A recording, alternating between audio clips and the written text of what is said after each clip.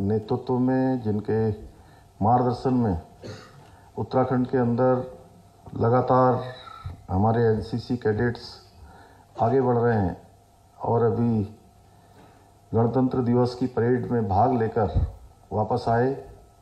ऐसे हमारे यहाँ के में पूरा एनसीसी का काम देखने वाले मेजर जनरल पीएस दहिया साहब, ब्रिगेडियर तोमर साहब, brigadier Siron ji, group commander lieutenant colonel Dipendra Singh ji एवं यहाँ पर उपस्थित हमारे सभी अधिकारीगण, सभी एनसीसी कैडेट्स को प्रशिक्षण देने वाले सभी अधिकारीगण, सभी शिक्षकगण, आए हुए सभी अतिथिगण, सारे गेस्ट और जिनके लिए ये शानदार कार्यक्रम, जिनको हम सब लोगों ने 26 जनवरी की परेड में भी देखा और आज भी आप सबके द्वारा जो यहाँ पर एक सूक्ष्म सा प्रदर्शन यहाँ पर किया था, जिनके निमित्त ये कार्यक्रम हो रहा है, ऐसे मेरे सभी एनसीसी के कैडेट्स, मैं सबसे पहले तो आप सभी एनसीसी व आरडीसी दल के दो दक्ष हमारे कैडेट्स हैं जो गणतंत्र दिवस की परेड में प्रतिभाग करके वापस लौटे हैं। आप सब लोगों ने उत्तराखंड के नाम को रोशन करने का काम किया है। मैं आप सभी को अपनी तरफ से बहुत बधाई देता हूं, बहुत शुभकामनाएं देता हूं।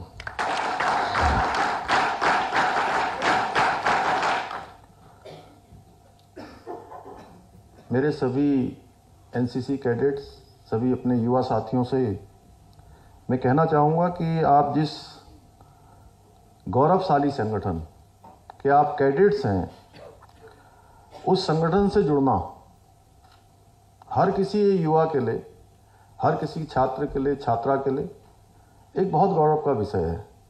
अभी मैं मेजर जनरल दहिया साहब से जब बात कर रहा था तो आपने बताया मुझे कि 22,000 की वेटिंग अभी जो है एनसीसी में शामिल होने वालों की है। उत्तराखंड के अंदर 22,000, आप अंदाजा लगा सकते हैं कि आप 22,000 वहां वेटिंग में हैं और लंबी लिस्ट लगातार वो बढ़ती ही जाएगी। उसमें से आप सब लोगों को अवसर मिला है तो आप सब लोग भाग्यशाली भी हैं। और इतनी बड़ी जो वेटिंग है, इसका एक कारण ये भी है कि एनसीसी एक संगठन से भी ज़्यादा मिशन है, जिसका उद्देश्य है युवा शक्ति में अनुशासन, दृढ़ निश्चय, संकल्प और राष्ट्र के प्रति जो निष्ठा है, उस भावना को और अधिक मजबूत करना। और ये हमारे महान संगठन देश के युवाओं को राष्ट्र निर्माण में योगदान देने का और आगे जीवन जीने का एक शानदार अनुभव भी हम सबको प्रदान करता है। देश का शायद ही ऐसा कोई क्षेत्र हो जहां एनसीसी के बहादुर कैडेट्स ने अपनी प्रतिभा का डंका न बजाया हो। हर क्षेत्र में एनसीसी के लोगों को मैंने स्वयं भी देखा है जगह जगह योगदान देते हुए। 1965 का युद्ध हो या 1971 का युद्ध हो, इसमें जो एनसीसी के कैडेट्स ने जो भूमिका निभाई, जो योगदान दिया, उसको कभी भुलाया नहीं जा सकता। इन युद्धों में जहां हमारी सेना अग्रणी पंक्ति में दुश्मनों से लोहा ले रही थी, वहीं हमारे बहादुर कैडेट्स दूसरी पंक्ति में खड़ा होकर, दूसरी पंक्ति में मजबूती से खड़े होकर सेना को लगातार सहयोग प्रदान करने का काम कर रहे थे। देश के कोई भी हिस्से में कोई आपदा आती है, कोई किसी प्रकार की घटना घटती है, अभी हमने कोरोना का समय देखा, कोरोना का समय हो, हर समय में हमारे एनसीसी के कैडेट्स ने पूरे समर्पण भाव के साथ अपने दायित्वों का निर्वहन किया है, जिसके लिए इसकी स्थापना हुई है। न केवल एनसीसी बल्कि हमारे लिए ये गर्व की बात है कि हमारे देश के प्रधानमंत्री आदरणीय मोदी जी और हमारे रक्षा मंत्री आदरणीय राजनाथ सिंह जी दोनों ही दक्ष कैडेट रहे हैं, आप सबको जानकारी होगी। और एनसीसी में कहता हूं कि वो नर्सरी है जहां भविष्य के वीर सैनिक तैयार होते हैं।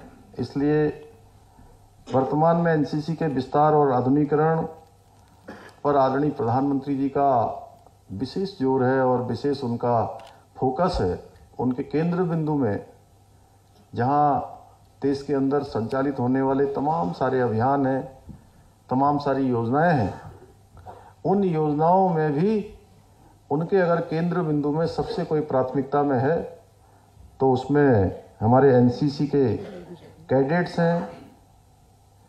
और उनके निर्देशन पर केंद्र की सरकार भी और इस ओर विशेष ध्यान दे रही है।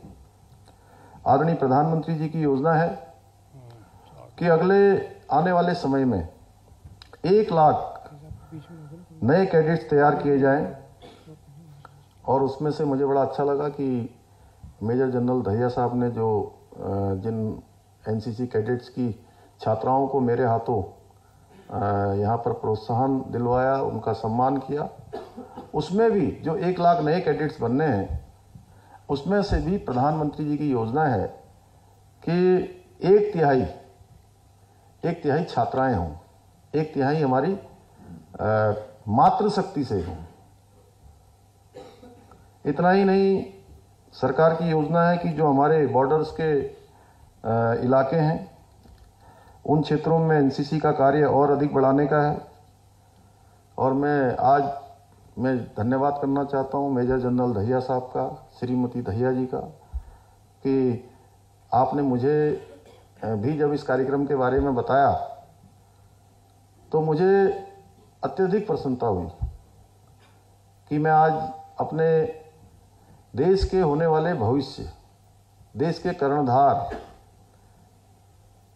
उन सबसे भेंट करने का मुझे अवसर मिलेगा। और वहीं बचपन की जो स्मृतियां हैं वह भी आप सबके बीच में आकर ताज़ा हो गई, क्योंकि मेरे लिए भी ये गौरव का विषय है कि विद्यार्थी जीवन के दौरान मैं भी एनसीसी का कैडेट रहा हूं।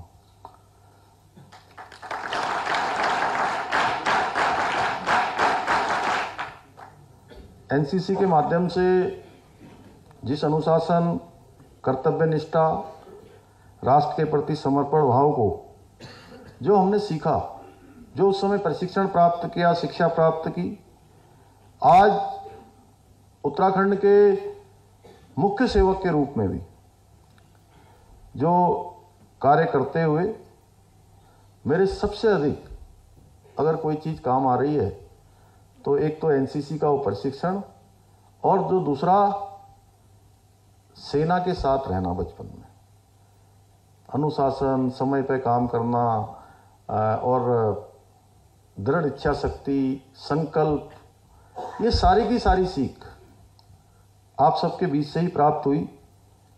मैं आप सबको यह भी बताना चाहता हूं, एक सैनिक पुत्र होने के कारण जो हमारे संघर्ष हैं, आपके सबके संघर्ष हैं, आपकी जो भावनाएं हैं, उसको मैं बहुत भली भांति महसूस करता हूं, बहुत भली भांति समझता हूं। आप में से भी बहुत सारे कैडेट ऐसे होंगे जिनके परिवार से कोई न कोई सेना में होगा, और किसी के पिताजी होंगे, किसी के चाचा होंगे, किसी के मामा होंगे, किसी की दीदी आर्मी में होगी। क्यों होंगी ना? है, जोर से बोलिए, है देखिए, सेना के प्रति जो हमारे देश के लोगों का एक भाव है, आदर का भाव, श्रद्धा का भाव, एक विश्वास कि सैनिक कहीं दिखाई देंगे तो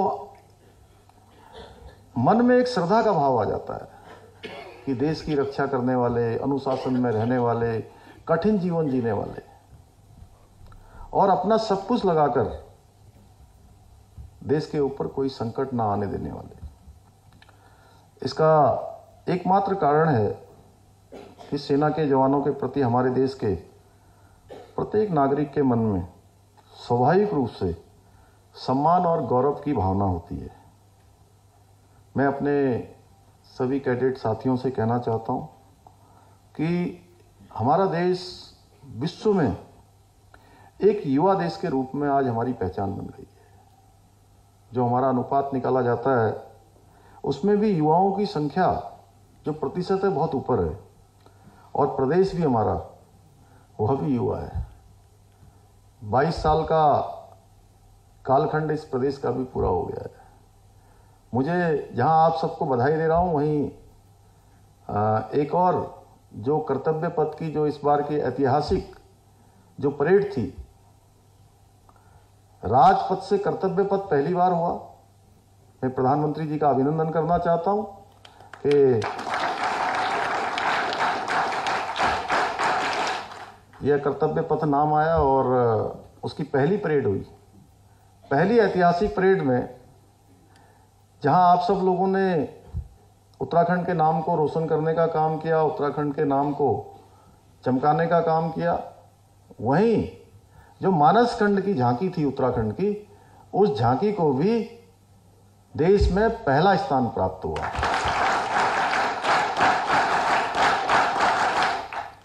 और उसमें भी जो भी कलाकार जिन्होंने भाग लिया था उन सभी कलाकारों से मिलने का भी मुझे भी अवसर प्रदान हुआ। 2 दिन पहले वो सभी भी मिले थे और मैं इसके लिए आप सबको भी बधाई देता हूं। उत्तराखंड के सभी लोगों को, उत्तराखंड के समस्त हमारे रहने वाले भाई बहनों को, सबको अपनी तरफ से शुभकामनाएं प्रेषित करता हूं। भाइयों बहनों, देश में आज युवा सोच है और देश का युवा हर क्षेत्र में आज आगे बढ़ रहा है। आज प्रधानमंत्री मोदी जी के नेतृत्व में भारत दुनिया के हर क्षेत्र में आज एक नेतृत्वकर्ता के रूप में खड़ा है। एक समय ऐसा भी था जब हमारे देश की बात विश्व के मंचों पर गंभीरता से नहीं सुनी जाती थी। हमारी सही बात पर भी कोई ध्यान नहीं देता था। एक कालखंड वह भी था और एक कालखंड यह है कि दुनिया के सभी देशों के 3 बड़े संगठनों की आज प्रधानमंत्री मोदी जी के नेतृत्व में भारत को उसकी अध्यक्षता करने का भी सौभाग्य प्राप्त हो रहा है।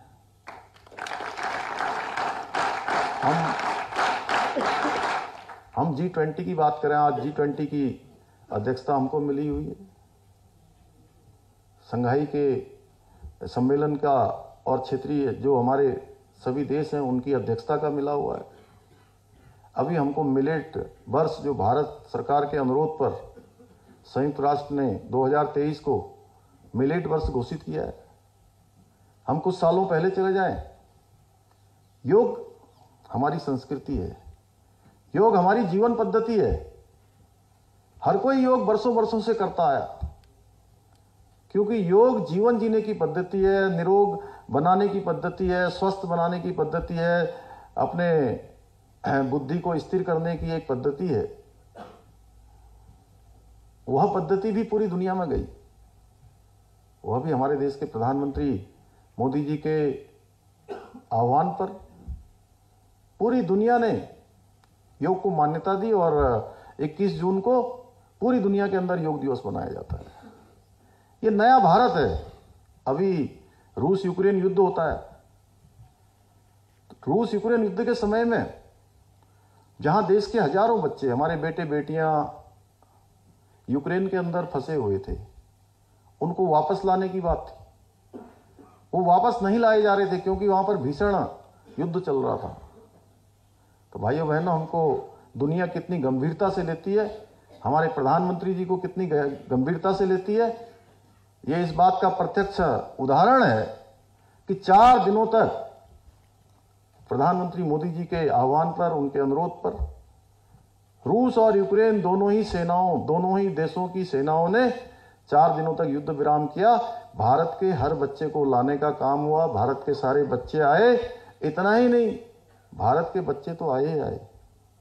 वो देश जो हमारी सीमाओं पर रोज कुछ न कुछ गड़बड़ियां करते हैं, आतंकवादियों को भेजते हैं, अलगाववादियों को बढ़ावा देते हैं, जिहादियों को बढ़ावा देते हैं, उस देश के बच्चों को भी यूक्रेन से बाहर आने के लिए भारत के तिरंगे को अपने कंधे पर लेना पड़ा, तब जाकर वह भी जो है उस देश से बाहर आ पाए। ये नया भारत है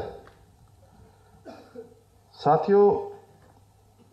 आज का भारत दुश्मनों पर सर्जिकल स्ट्राइक भी करता है, एयर स्ट्राइक भी करता है, और जिस चीन के बारे में हमारे मन में हमेशा संदेह होता था, पता नहीं जो हमारे नए बच्चे एनसीसी में आए हैं उनके मन में होता था कि नहीं होता था, लेकिन ये हमेशा संदेह होता था कि हम पाकिस्तान से कोई हमारी सेना लड़ेगी, दूसरे आतंकवादियों से लड़ेगी, कोई दूसरे देश के लोग हमारे ऊपर चढ़ने की कोशिश करेंगे तो हमारी सेना मुंहतोड़ जवाब देगी, क्योंकि हमारी सेना हमेशा से दुनिया की सबसे पराक्रमी सेनाओं में से एक सेना रही है।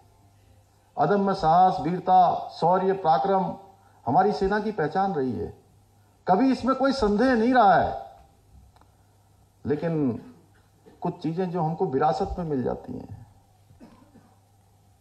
उसके कारण से संदेह पैदा होता था कि कभी चीन की सेना आएगी, चीन के साथ युद्ध होगा तो क्या होगा, क्योंकि उस समय का नेतृत्व ऐसा था जो आगे पीछे देखकर नहीं बल्कि समझौतों पर समझौते करता था।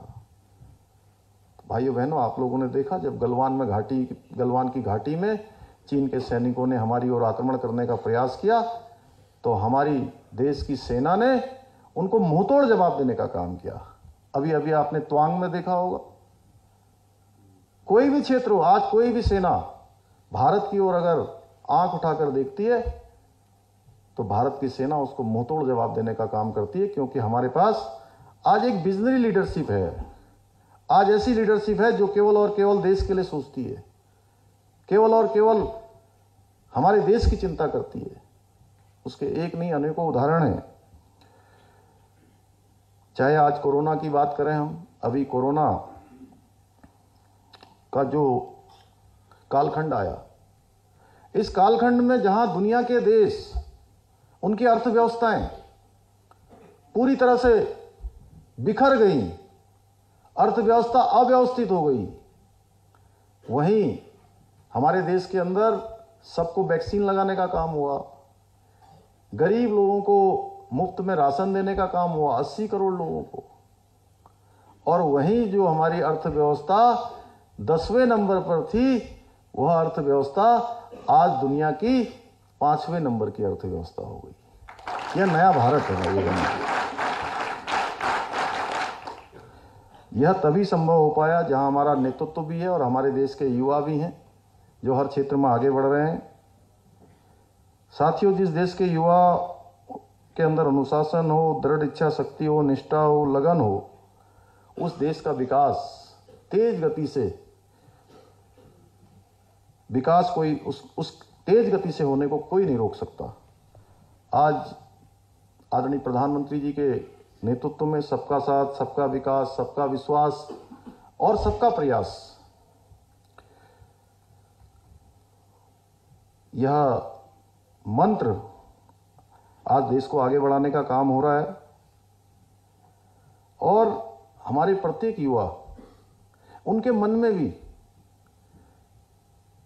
एक विश्वास का भाव और हर भारतवासी के मन में एक भाव पैदा हुआ है। आप कल्पना करिए कि हर भारतवासी आज ये सोचता है कि हम दुनिया का कोई भी क्षेत्र हो, दुनिया का कोई भी मैदान हो, उस मैदान पर हम लीड कर सकते हैं, हम नेतृत्व कर सकते हैं, हम सबसे अच्छा कर सकते हैं। यह भाव भारतवासियों के मन में जगह है। आज हम सब प्रदेशवासियों के लिए भी ये गौरवशाली क्षण है कि गणतंत्र दिवस की परेड में प्रतिभाग करने वाले आप सभी कैडेट्स ने अपने बेहतरीन प्रदर्शन के द्वारा देवभूमि के सामर्थ्य को, समूचे देश को उसका परिचय कराया है। मैं इसके लिए आप सभी को अपने हृदय की गहराइयों से आप सबको बधाई देता हूँ, बहुत शुभकामनाएं देता हूँ। और अंत में यह कहते हुए कि आप सब लोग जिस क्षेत्र में भी जाएंगे, उस क्षेत्र में नेता बनेंगे।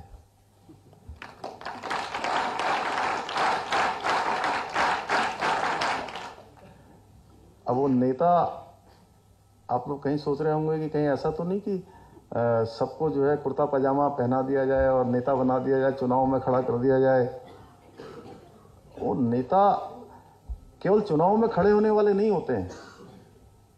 अपने अपने फील्ड में, जो जिस फील्ड में जाए, कोई डॉक्टर बनेगा, कोई इंजीनियर बनेगा, कोई खिलाड़ी बनेगा, कोई बड़ा पत्रकार बनेगा, कोई वैज्ञानिक बनेगा, कोई सेना में जाएगा, जिस क्षेत्र में भी जाएगा, यानी कि उस क्षेत्र में जो सबसे आगे रहेगा, जो सबसे अच्छा काम करेगा, जो सबको दिशा देने का काम करेगा, वह नेता।